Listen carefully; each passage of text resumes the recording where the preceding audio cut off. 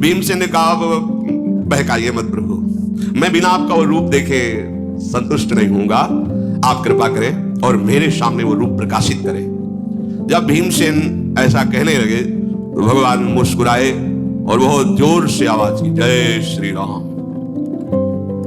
दृष्टि अंत ही नहीं नजर आ रहा है कि हनुमान जी का मुखार बिंदु कहां है। वो भयंकर रूप धारण किया, उनकी लंबाई चौड़ाई ऊंचाई तीनों चीजें नहीं देख पा रहे भीम।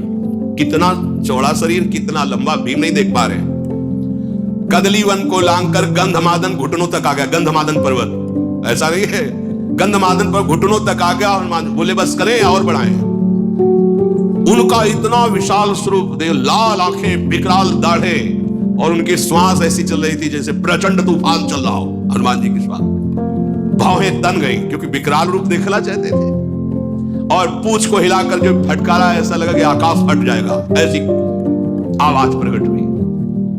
हनुमान जी के सामने जैसे शास्त्र और सूर्य उदय हो गए, ऐसा तेज प्रकट है। पूरे कंचन वरण विराज सुवेशा, स्वर्ण में मेरु पर्वत 4 लाख योजन का है, छाती के सामने है, और ऊपर हनुमान जी। भीमसेन की आंखें बंद हो गई, घबराहट पैदा हो गई।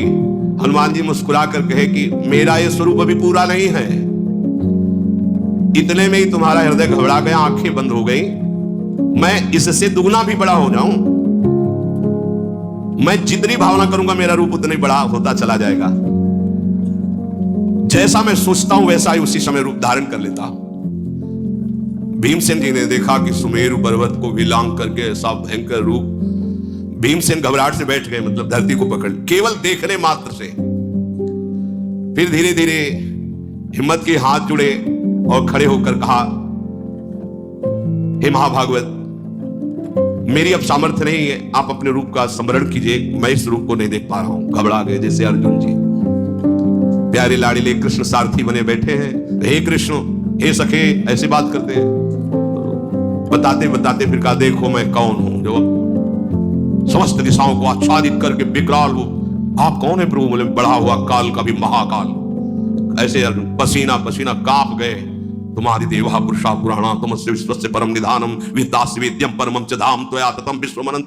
कांप रहे अर्जुन, महाबली अर्जुन, दिव्य गांडीव धनुर्धारी, दिव्यास्त्र वेत्ता, भगवान के रूप को देखकर कांप रहे हो। कहते संवरण कीजिए, मेरी सामर्थ्य नहीं कि मैं आपको देख पाऊं। ऐसे भीम जी हनुमान जी से, प्रभु मेरी अब नेत्रों में सामर्थ्य नहीं रहेगी कि मैं आपके स्वरूप को देख सकूं। अप्रमेय ये पर्वताकार शरीर। तो जब समुद्र लांगे थे तो हनुमान जी को एक बाल्यावस्था में विनोद में शाप मिल गया था।